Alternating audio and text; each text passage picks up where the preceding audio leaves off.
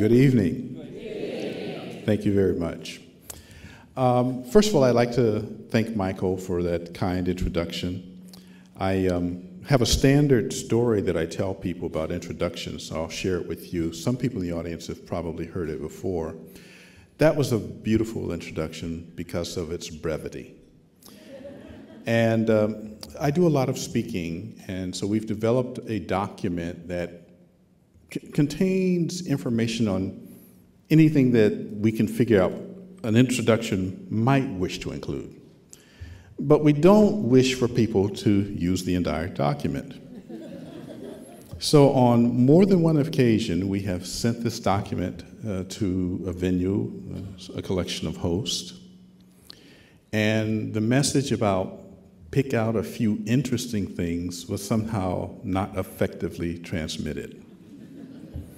And on one such occasion, I was sitting next to a friend, and the person reading the introduction decided to work their way through the entire document, which of course is A, embarrassing for me, B, tiring for the audience, and C, probably tiring on the person doing the reading.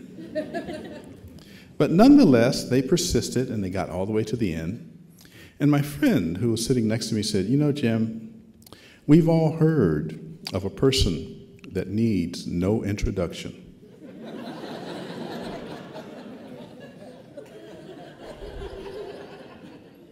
But that is an introduction that needs no person.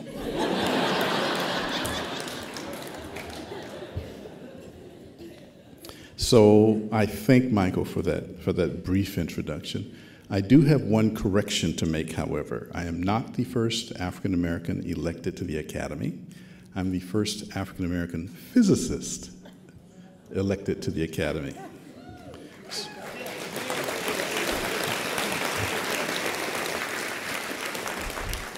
Michael and I, in fact, had a brief conversation about the induction ceremony, which happened about a month ago. And I have to tell you that I never imagined that I would become a member of the Academy. It's, you know how for students, you first get your undergraduate degree, so you get a bachelor's degree. And then if you go to graduate school, you work your way towards a master's degree. Or maybe you're working towards a PhD. Well, you might think that once you become a professor, this process ends. You would be wrong. Because in fact, becoming a member of the Academy felt just like I finally graduated as a professor. So you didn't invite me here to talk about all of this trivia. So let's get started on our journey. One thing that I wanted to say is, before I begin, is as I look out at an audience like this, and as I've had a chance to talk with a few people and looking on some of the sessions and what have you, you folks are the realization of a dream. When well, let me start back up a bit.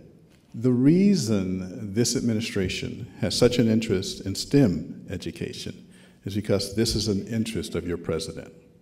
I was utterly stunned when I realized that the President of the United States thought that the issue of STEM education was of such importance that he wanted to have a direct impact on the issue. This is the first president that we have had in the history of the country who has had this specific interest. So that's part of the reason why I'm a member of a group called PCAST, and we're going to meet our membership later. But it stems directly from the president's interest. So although you are a very beautiful group to look at, I would ask, do you really know who you are?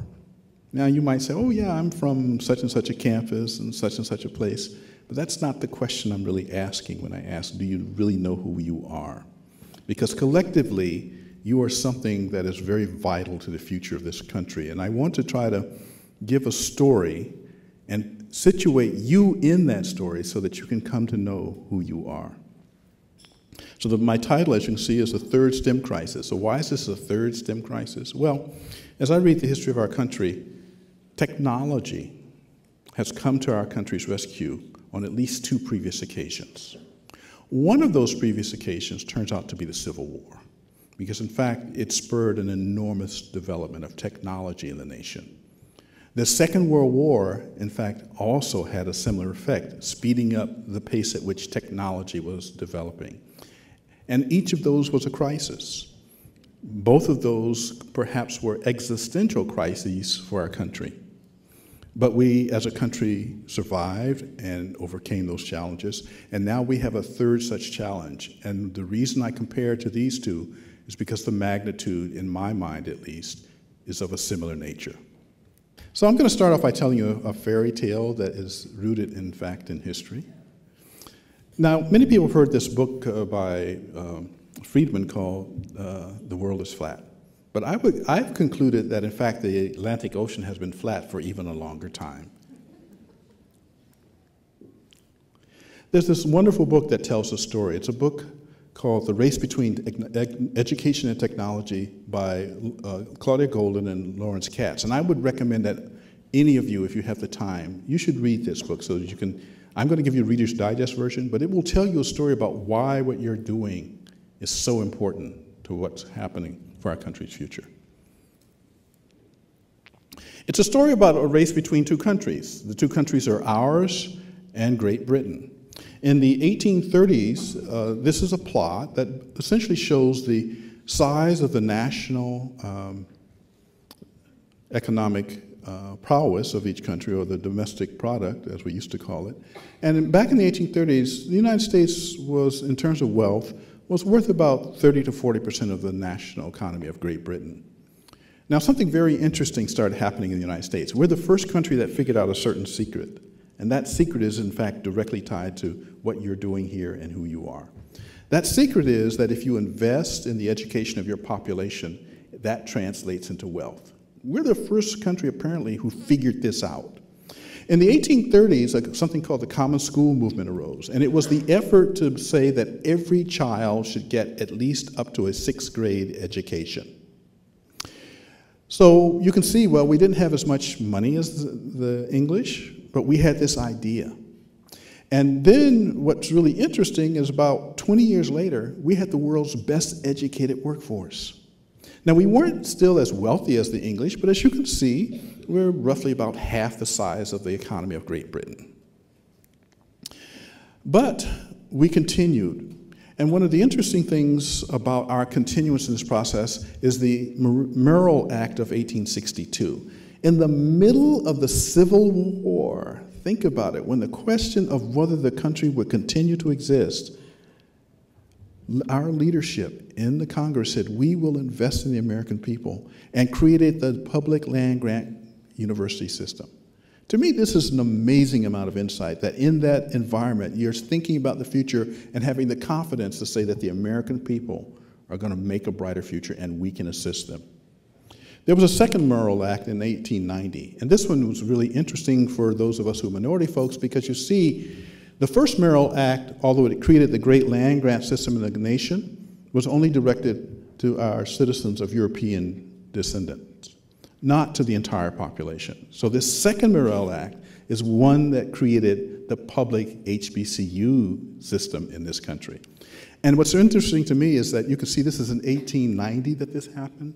That means that there was an awareness in the country, even that long ago, of the need for a broad, diversely educated population, which is astounding.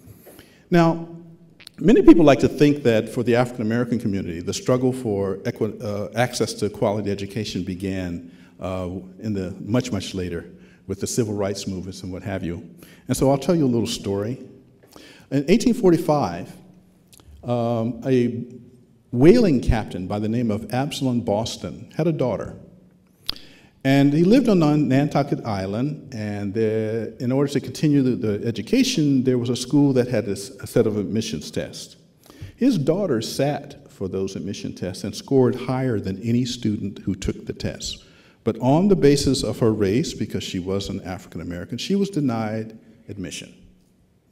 Now remember, this guy is a whaler ship captain.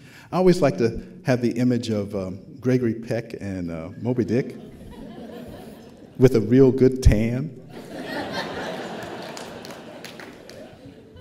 So you can imagine this guy who's used to hunting down whales is not going to stand still for his daughter to be treated like this. And so he brought a lawsuit. And it's the first lawsuit that I can find in the history of our nation on the issue of access to education for an African American. So our citizens have understood collectively for an extremely long time in all of our communities why education is of such importance. But we didn't stop there. In the early 1900s, around 1910, the high school movement began. One of its heroes was Horace Mann in New England, which pushed the bar up again. No longer was sixth grade education considered sufficient. We now said every child had to be educated to at least 12th grade in order to participate in the American dream. In 1944, the GI Bill came along. That opened up university educations to far more people than had ever gone to universities and colleges beforehand. And then in 1958, there was a National Defense Education Act. Most of you young people have never heard of that, but people with gray hair like me, we know, I see my friend over there laughing about it, we know all about the NDEA because that's how we funded our educations and technical fields in this country. It was the first time that the federal government decided that a focused investment in technologically based fields was in the interest of the country as a whole. And so it funded people to go to college to study technical fields. Now, 58 was an interesting year because if you stop and think about it, you might ask, why did it happen then? Well, there was this little thing called Sputnik. It's frightened the devil out of our country. Other interesting things happened that same year. DARPA, who most of you may know something about, was created as a consequence of Sputnik. And for those of you who don't know who DARPA is or the organization, I like to point to things like GPS, that came from DARPA. I like to point to night vision, that's a DARPA development. In fact, the thing that you probably use most that you don't know where it came from is the internet. Because it was DARPA-funded research that set in place the basic technology by how the internet works, all from this one little agency that you've never heard about, the Defense Advanced Research Projects Agency. But every time you look at this story, it's because the country as a whole is investing in education because it's an investment in the people to build a better lives for themselves. Now, the 1900 early high school movement was also occurring as the country was making the shift from the farm to becoming an industrialized society centered in great cities. And so you could imagine going back in a time machine and encountering someone who said, well, gee, why do I have to send my child to get more years of education? I'm not interested in having my child become a poet, an author, someone who becomes a book reader. Why do I want that? And of course, the problem with that view on the point of education is that's not why you're sending your child to school. And also note that the government is usurping some of your rights, because up until that point, you had the right to keep your child out of school. And so when people start talking about the exchange of what the government does versus what we as citizens of this country have, you need to think very carefully about the implications of the balance of where those rights go. Was this a good thing to remove the rights of parents to not send their children to school? Was it a bad thing? I think looking back in hindsight, I think we can figure the answer out. So one needs to be very careful in addressing these questions about what it is that we give up versus the benefit for the nation as a whole.